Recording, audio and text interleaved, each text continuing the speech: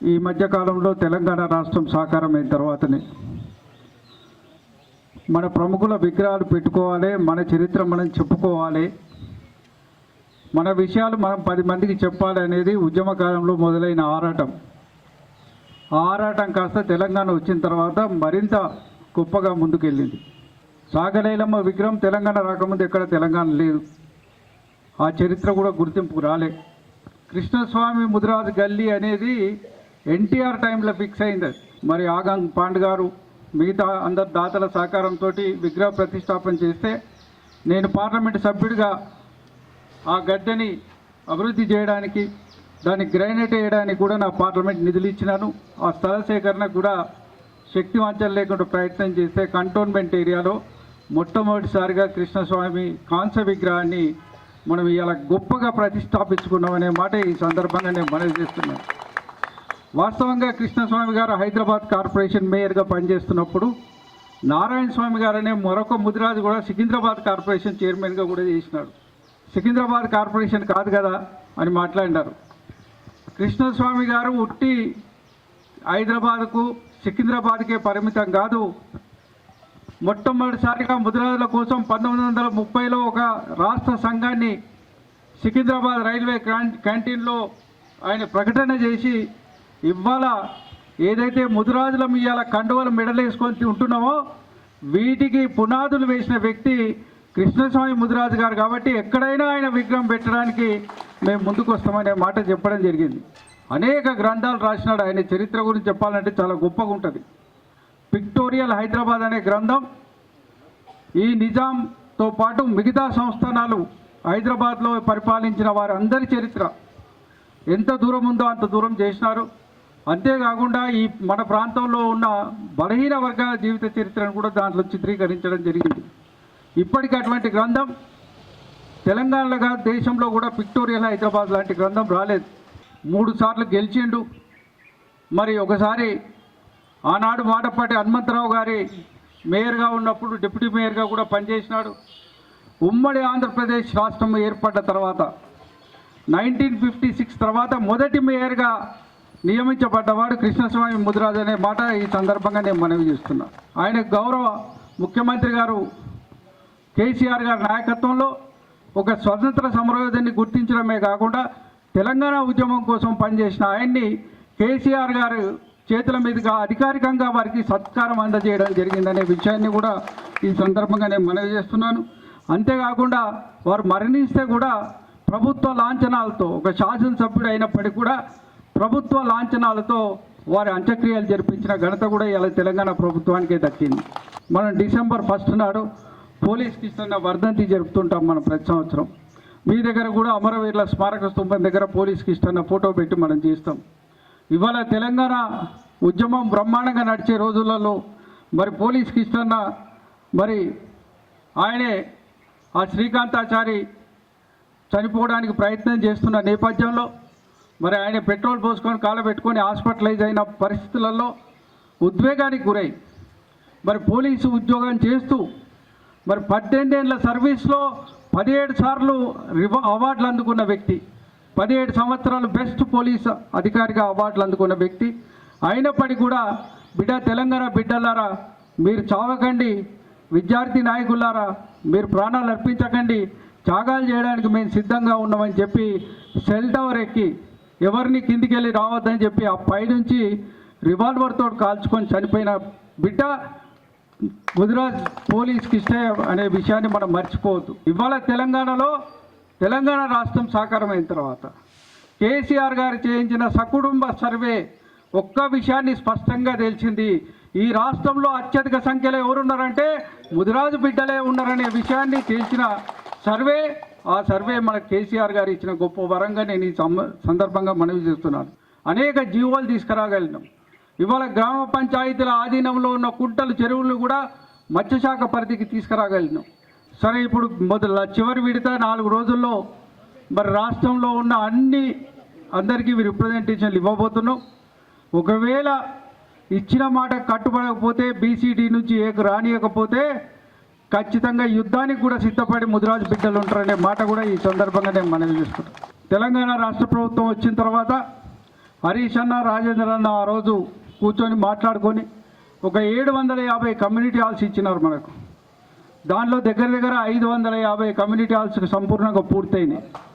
అనేక పల్లెల్లో community halls వచ్చినాయి. దానిలో హరీష్ అన్న కూడా అనేక కమ్యూనిటీ హాల్స్ ఇవ్వడం జరిగింది. మీకు అందరికీ తెలుసు, వచ్చి హరీష్ అన్నని అన్న మాకు కమ్యూనిటీ హాల్ అంటే అడుగుతలేరు, ఇంకా మీరు అడుగుతలేరంటే మీకు ఇంట్రెస్ట్ లేదేమో అని చెప్పి అనుకున్నా. అడిగిన వెంటనే 2 ఎకరాల స్థలం కమ్యూనిటీ హాల్కు, 1 ఎకరం స్థలం మన హాస్టల్ కోసం మరి ఇవ్వడం జరిగింది.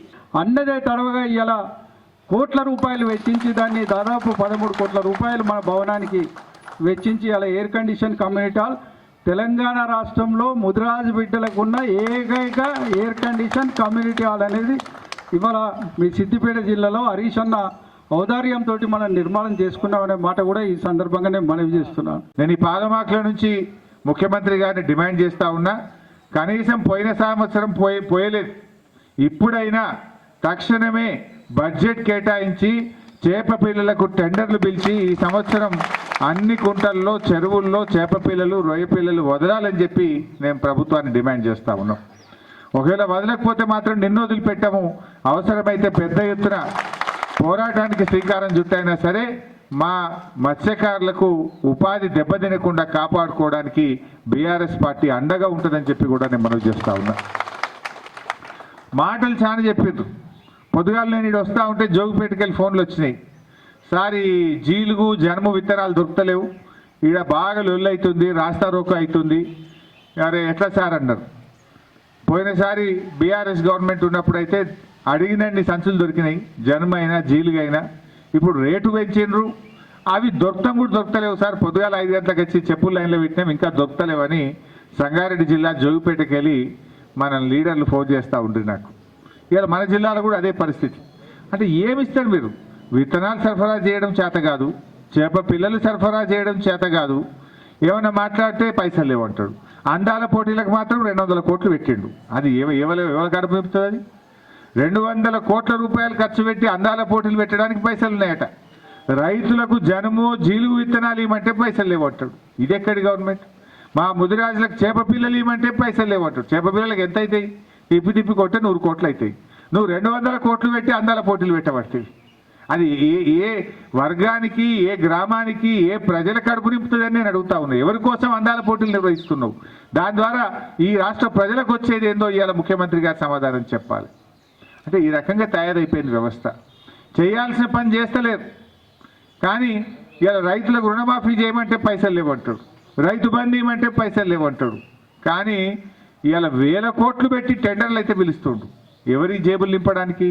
కమిషన్ల కోసమా? కేసీఆర్ రైతు బంధు ఇవ్వగలిగినప్పుడు నువ్వు ఎందుకు ఇవ్వలేవు? వానకాలం ఇవ్వపోతివి, యాసంగి ఎగబెట్టివి, 15,000 ఇస్తా అని ఇచ్చే 10,000 కూడా ఇవ్వకపోతివి. కానీ ఇప్పుడు ఏం చేస్తుండు? HMWSలో 10,000 కోట్లతో టెండర్లు పిలిచిండు, GHMCలో 7,000 కోట్లతో టెండర్లు పిలిచిండు, HMDAలో 20,000 కోట్ల రూపాయల పనులకు టెండర్ పిలిచిండు. అదేందో ఫ్యూచర్ సిటీ అని ఆయన భూములు కొనుక్కున్నాడట, ఆడికి 4 లైన్ రోడ్ 6 లైన్ రోడ్ వేస్తా దానికి 4,000 కోట్లు ఖర్చు పెడుతుండు. మరి వీటన్నిటికి పైసలు ఎక్కడికెళ్ళి వస్తున్నాయి? రైతులు అడిగితే లేవు అంటావు, ఉద్యోగస్తులు అడిగితే లేవు అంటావు, మత్స్యకారులు అడిగితే లేవు అంటావు. 1,00,000 కోట్ల రూపాయలతో టెండర్లు పిలిచి పనులు చేస్తున్నాడు. అంటే నీ కమిషన్ల కోసమో, నీ జేబులు నింపుకోవడానికో, ఢిల్లీకి కప్పం కట్టడానికో, కాంట్రాక్టర్ల కోసం మాత్రం నీకు 1,00,000 కోట్ల రూపాయలు వస్తున్నాయి. పేద ప్రజలు అడిగితే, రైతులు అడిగితే, మత్స్యకారులు అడిగితే, మా కుల వృత్తుల వాళ్ళు అడిగితే మాత్రం డబ్బులు లేవని చెప్పి మాట్లాడుతున్నాడు. ఇవాళ ప్రజలకు అన్ని విషయాలు అర్థమవుతున్నాయి. అందాల పోటీలకు మాత్రం పైసలు వస్తున్నాయి, మా మత్స్యకారుల కంటే వస్తలేవు, చేతులు వస్తలేవు నీకు. ఇవి కూడా మనం గమనించాల్సినటువంటి అవసరం ఉంది. బట్ ఈరోజు మా అన్న ప్రకాష్ అన్న చెప్పినట్టు, అన్న మా సిద్దిపేట నియోజకవర్గంలో పెద్దమ్మ గుడి దేవాలయం లేని ఊరే ఉండదు. ఏ ముదిరాజ్ కమ్యూనిటీ హాల్ లేని ఊరే ఉండదు మా నియోజకవర్గంలో.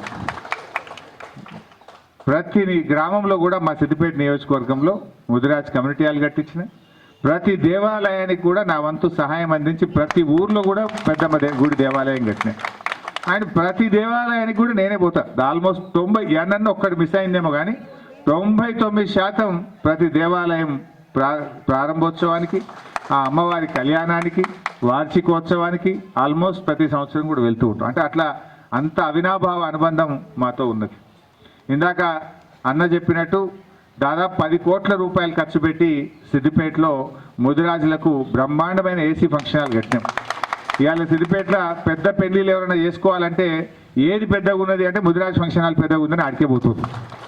సో అట్లా అంత పెద్దది బ్రహ్మాండమైనటువంటి ఏసీ ఫంక్షన్ హాల్ పార్కింగ్ సౌకర్యంతో 2-3 ఎకరాల్లో చాలా విలువైనటువంటి భూమి కూడా కేటాయించి మనం నిర్మాణం చేసుకొని అందరికీ ఆదర్శంగా నిలిచినాం. సో ఈరోజు విగ్రహ ప్రదాత పాండు గారికి, వేదిక పైన ఉన్న ముద్రా సోదరులకు ప్రతి ఒక్కరికి పేరు పేరున నమస్కారాలు. ముఖ్యంగా ఈ కార్యక్రమానికి ముఖ్య అతిథిగా విచ్చేసిన సిద్దిపేట ముద్దుబిడ్డ, సిద్దిపేట నియోజకవర్గాన్ని భారతదేశ చిత్రపటంలో నిలిపిన హరీష్ అన్న గారికి హృదయపూర్వకంగా అభినందనలు తెలియజేసుకుంటూ, ముద్రాజుల కోసం నిత్యం కొట్లాడి ముద్రాజుల ఐక్యతని, ముద్రాజుల హక్కులని కాపాడుతున్న మన బండప్రకాష్ అన్న గారికి, సిద్దిపేట ముదిరాజ్ అధ్యక్షులు ధర్మ గారికి, ప్రతి ఒక్కరికి పేరు పేరున హృదయపూర్వకంగా ధన్యవాదాలు. ముఖ్యంగా మీరేమనుకోనంటే ఒక మాటతో ప్రారంభిస్తా. పాండన్న గారికి ఎవరు అడిగినా విగ్రహాలు ఇస్తున్నారు, చాలా మంచి విషయం, దాన్ని నేను కాదన్నా. కానీ ఈ రోజు నుంచి మీరు ఒక రూల్ పెట్టుకోవాలి. విగ్రహం ప్రతిష్ట, విగ్రహం నేను ఇస్తా, మినిమం ఒక 5,000 మంది వస్తేనే నేను విగ్రహాలు ఇస్తా అనేది ఒకటి మీరు పెట్టుకోవాలి. ఎందుకంటే ఈ హైవే మీద ఇంత పెద్ద రోడ్డు మీద ఒక మండలానికి సంబంధించి ఒక గ్రామంలో ఇంత పెద్ద పండుగ వాతావరణంలో నా ముద్రా సోదరులు చాలా తక్కువ కనిపిస్తున్నారు. మరొకసారి అట్లా కాకుండా చూడండి. మీ తమ్మునిగా, మీ సోదరునిగా నేను ఈ బాధతో చెప్తున్నా. రాష్ట్ర నాయకులు అందరు ఇక్కడ విచ్చేసినప్పుడు మనం కూడా మన బలం చూపించుకోవాలి. అన్న మీరు అనేదిగా భావించకండి, ముద్రాజులు చాలా చాలా మంచి వాళ్ళన్న. ఎందుకు మంచి వాళ్ళంటే మాకు కవటాలు ఉండవు, వేరే వాళ్ళతో కొట్లాడము, మాకు ఇచ్చిన పని ఏందో మేము చేసుకుంటూ వెళ్ళిపోతాము. మేము మా వెనుకబాటుకు కారణం ఏంటంటే మాకు ఒక వృత్తి లేకపోవడం. యాదవులకు పాలు, గౌడ్లకు కళ్ళు, అట్లా ఆ విధంగా మేము ఏ వృత్తినైనా కొనసాగుతాం, ఏ పనైనా చేస్తాం. పొద్దున్న లేసి ఒక దగ్గర పండ్లు అమ్ముతాం, ఒక దగ్గర కళ్ళు అమ్ముతాం, ఒక దగ్గర కళ్ళు ఎక్కుతాం, ఒక దగ్గర వేటాడుతాం. మాకు ప్రధానమైన వృత్తి లేదు. దానికి రాజకీయంగా ఎదుగుదల లేకపోని కారణం కూడా అదొక్కటే, మాకు ప్రధానమైన వృత్తి లేకపోవడం అని మేము భావిస్తున్నామన్న. ముద్దురాజులన్నీ చాలా వెనుకబాటుకు కారణం కూడా మేము ఇంకా బీసీ ఏలోకి రాకపోవడం కూడా పెద్ద ప్రధాన కారణం. బీసీ డీలో మా పరిస్థితి ఎట్లా ఉందంటే అదర్ క్యాస్ట్ కంటే ఘోరంగా ఉందన్న. అసలు ఏబిసిడి అయినాక డీకి వచ్చే వరకు ఎంత ఉత్తీర్ణులైనా, ఎంత ప్రతిభ ఉన్నా కూడా, మంచి ఇంత కష్టపడి చదివినా కూడా వాళ్ళకి రిజర్వేషన్లలో సీట్లు రాకపోవడము, వెనుకబాటుతనము. దయచేసి మీరు మరొకసారి బీసీ డి నుంచి ఏలోకి ప్రయత్నించాలి. కొంచెం అసెంబ్లీలో గట్టిగా కొట్లాడాలన్న. ఈ కాంగ్రెస్ వాళ్ళని నమ్మే పరిస్థితి లేదు. మన కామారెడ్డి డిక్లరేషన్లో ఏదో పెద్ద పెద్ద మాటలు చెప్పి అధికారంలోకి వచ్చారు. దాని తర్వాత ఓడ దాటగానే ఓడ తెప్పగాలు చేసినట్టు అయిపోయింది పరిస్థితి. ఇలా పార్టీ విమర్శ కాదు, నిజాలను మనం కొంచెంసేపు మాట్లాడుకుందాం, అంత ముద్రాజ్ బంధువులమే కాబట్టి ఈడబ్ల్యూసీ వాళ్ళ జనాభా 5% ఉంటే వాళ్ళకి 10% రిజర్వేషన్. ఈ గ్రూప్ డి నుంచి ఏలోకి వస్తే కొంచెమన్నా, అంత కాకపోయినా కొంచెమన్నా మాకు అవకాశము, మాకు ఉద్యోగ అవకాశాలు వస్తాయని భావిస్తూ ఈ మాట చెప్పడం జరుగుతుందన్న. ముఖ్యంగా ఈరోజు ఏదైతే విగ్రహాలు నెలకొల్పినామో, ముందుగా పండగ షాయన్న గారు సుభాష్ చంద్రబోస్ లాగా ఆయుధాలని తయారు చేసి దళాలను నిర్మించుకొని ఆ రోజు నిజాం సర్కార్ పైన, భూస్వాముల పైన, పెత్తందారుల పైన, నిజాం అధికారుల పైన పోరాటాలు చేసి బీదలకు తన ఆస్తితో పాటు మొత్తం వాళ్ళ దగ్గర ఉన్న కోటలను కొల్లగట్టి ధాన్యాన్ని, వాళ్ళ ఆస్తులను పేదలకు పంచిన గొప్ప మహోన్నత వ్యక్తి పండగ సాయన్న గారు. అలాంటి వ్యక్తి మన ముద్రాజ్లో పుట్టడం చాలా అదృష్టం. ఆయనకు ఇంకొక పేరు ఉంది, అందరికి తెలిసిన విషయమే, తెలంగాణ రాబిన్ హుడ్ అని. కాబట్టి ఎప్పుడు నిత్యం పేద ప్రజల కోసమే కొట్లాడుతూ అన్ని సంఘాలని, బరువు బలహీన వర్గాల కోసం తన జీవితాన్ని ధారపోసిండు. అలాంటి వ్యక్తి ఈరోజు మన విగ్రహాన్ని ఆవిష్కరించుకోవడం చాలా సంతోషకరమైన విషయం. కృష్ణస్వామి ముదిరాజ్ గారు అయితే ఆయన గొప్ప రచయిత, గొప్ప సంఘ సంస్కర్త, ఉన్నత చదువులు చదివిండు. ఏ విధంగానైతే ఒక రైతు కుటుంబంలో బీద రైతు కుటుంబంలో పుట్టి మా చెదర్గడ్డ ఓల్డ్ సిటీలోనే గవర్నమెంట్ స్కూల్లో విద్యాభ్యాసం చేసి 3 సార్లు కార్పొరేటర్గా డిప్యూటీ మేయర్గా అంచెలంచెలుగా ఎదుగుతూ మన ముద్రాజ్ అనే ఒక కులాన్ని ఒక సంఘాన్ని స్థాపించి దానికి వ్యవస్థాపక అధ్యక్షుడిగా ఉండి ముఖ్యంగా మనలో చైతన్యం రావాలనేసి ఎన్నో విధమైన గ్రంథాలను రచించడమే కాకుండా ఆ గ్రంథ రూపంలో మన బతుకులను మనం ఏ విధంగా ముందుకు పోతాము, పేరుకే మనం రాజులం కానీ చాలా అన్ని అంశాలలో వెనుకబడిపోయినాం. కనీసం మనకు అదొక పేరని ఉందిలే, ముది రాజు అని. మనం పనుకున్నప్పుడు మనం రాజులంలే అని అనుకోవచ్చు, అదొక్కటే మనకు మిగిలిపోయింది. కానీ కాబట్టి మన దురదృష్టం ఏంటంటే, అంటే నేను పార్టీలకు అతీతంగా చెప్తున్నా, ఇంకొకసారి కేసీఆర్ గారు మన బీఆర్ఎస్ ప్రభుత్వం అధికారంలోకి వచ్చుంటే మన బతుకులు అన్నీ బాగుపడేవి. ఎందుకు ఈ మాట చెప్తున్నా అంటే, నేను ఇక్కడ 2-3 మెదకైనా అక్కడ దుబ్బాకైనా చాలా ఇన్ఛార్జ్గా నేను వెళ్ళినా, అక్కడ అంతా ఆ రిజర్వాయర్ల కింద ఏదైతుందో మల్లన్న సాగర్, కొండపోచమ్మ చాలామంది మత్స్యకారులు ఉన్నారు. ఎంతో కష్టపడి పొద్దున లేస్తే చేపలు పట్టడం ఒక వృత్తిగా, ఆ మత్స్యకారులను కూడా గుర్తించి కేసీఆర్ గారు మనకి ఏ వృత్తి లేకపోయినా కనీసం మత్స్యకారుల కన్నా మనము హక్కుదారులమని కల్పించారు. మనం కేసీఆర్ గారికి మనం రుణపడి ఉండాలి. మనకు ఈరోజు పరిస్థితి ఎట్లుందంటే ప్రభుత్వానికి చాలా ఘోరంగా ఉంది. చేప పిల్లలని విడవనికి కూడా డబ్బులు లేవంటున్నారు. అంటే ఎంత దిగజారిపోయారో మీరు అర్థం చేసుకోండి. ప్రభుత్వం కనీసం చెరువులలో చేప పిల్లలు లేని కూడా చాలా వెనుకపోయింది, అసలు చేతులు లేపేసింది. కాబట్టి కేసీఆర్ గారు 3వ వచ్చుంటే ఎందుకు బాగుండే అంటున్నానంటే, ఒక సింగరేణి కాలనీస్ లాగా మత్స్యకారులందరికీ ఐడి కార్డులు ఇచ్చి మనకొక 8 గంటలు ఎవరు ఏ టైంలో ఎక్కడ చెరువులు పడాలి, వాళ్ళకు ఒక ఇన్సూరెన్స్, ఒక పథకాలు మొత్తం A to Z మొత్తం రెడీ చేసారు మిత్రులారా, సోదరులారా. కాకపోతే దురదృష్టవశాత్తు ఆ ఎన్నికల ముందు వచ్చింది, ఆ కోడి దిక్కే లాగిపోయింది. కానీ లేకపోతే ఇక్కడ ఉన్న మత్స్యకారులంతా ప్రభుత్వ ఉద్యోగాల మాదిరిగా లబ్ధి పొందుతుండే. అది మనకు దురదృష్టం వెంటాడుతుంది. అది మన జాతి మన దురదృష్టమో మన కుల దురదృష్టమో తెలుస్తలేదు. కానీ అది మంచిగా కేసీఆర్ గారి హయాంలో యాదవులు, గౌడ్లు అందరూ చాలా బరుగు బలహీన వర్గాలు చాలా ఉన్నతమైన స్థానాలకు వచ్చారు. వాళ్ళ బతుకులు కూడా బాగుపడ్డాయి. కానీ మన కమిషన్కి లెటర్ ఇచ్చి మన గురించి కొట్లాడి మొత్తం BC D నుంచి Aకి తీసుకొచ్చే టైంలో కూడా 2 రకాలుగా, అటు మత్స్యకారులో ఇటు మన గ్రూప్ విషయంలో కూడా మనం వెనుకబడిపోయినాం. మీరేం భయపడకండి. మీ అందరికీ హరీష్ అన్న గారు, ఇక్కడ సిద్దిపేట అంటేనే హరీష్ అంటేనే సిద్దిపేట, మీ అందరికీ తెలిసిన విషయమే. అతను హరీష్ అన్న గారి కుటుంబానికి ఎంత టైం ఇస్తారో తెలియదు. కానీ జీవితాంతం 24/7 నిద్రలో రాత్రి పగలు మీద్యాసని హరీష్ అన్నకు. ఒక రకంగా చెప్పాలంటే నేను చాలా తక్కువ, ఒక 1 year నుంచి నేను ఇక్కడ